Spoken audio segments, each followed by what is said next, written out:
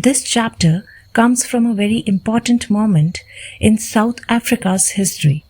For many years, South Africa was ruled by a white minority government. Even though white people were fewer in number, they controlled the government, the laws, and the resources of the country. This government followed a system called apartheid, a system based on racial discrimination, where people were treated differently only because of the color of their skin. Under apartheid, black people were considered inferior. They were denied basic rights, the right to vote, the right to equal education, the right to live where they wished. They were treated as second-class citizens in their own land. These laws existed to protect the power and privilege of the white minority and control the lives of black citizens. Nelson Mandela was one of the leaders who fought against this injustice. He did not fight for power, he fought for equality, justice, and human dignity, the right of every human being to live with self-respect. Because of this struggle, Mandela spent 27 years in prison.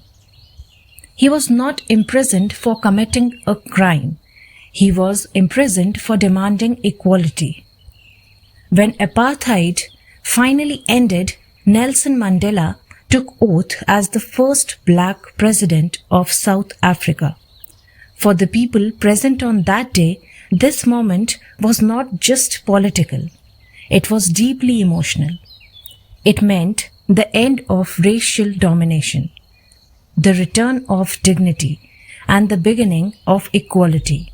This chapter comes from the speech Nelson Mandela delivered at his inauguration, the formal ceremony marking the beginning of his presidency. This is why Mandela's words carry such weight. He was speaking not only as a leader, but as someone who had suffered injustice and still chose peace and reconciliation. When people hear the word freedom, they often think it means doing whatever they want. Mandela asks us to think more deeply. He explains that freedom does not mean removing chains only from oneself. Here, chains do not mean iron chains. They stand for oppression, a condition where people are controlled, restricted, and denied their rights. True freedom means living in a way that respects the freedom of others. A person who takes away another person's freedom is also not truly free. He becomes a prisoner of hatred and fear. Mandela makes a powerful statement about courage. He says that courage is not the absence of fear. Brave people also feel afraid. Courage is not pretending that fear does not exist. Courage is the strength to overcome fear and do what is right. This shows us that courage is a choice, not the absence of fear. Mandela speaks about the twin obligations of a man. Obligations are responsibilities that cannot be ignored.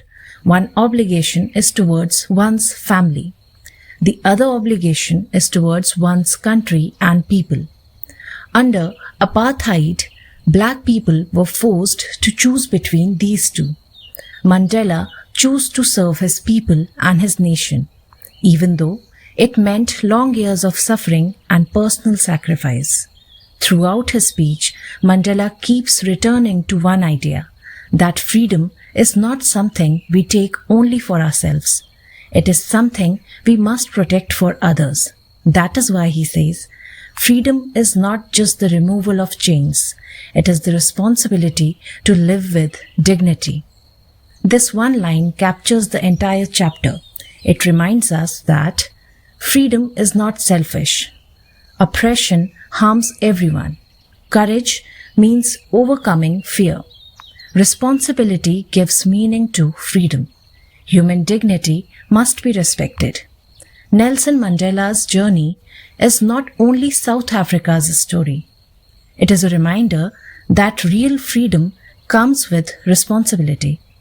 That is why this chapter still matters today. Read slowly, think deeply. This is Quiet Recall.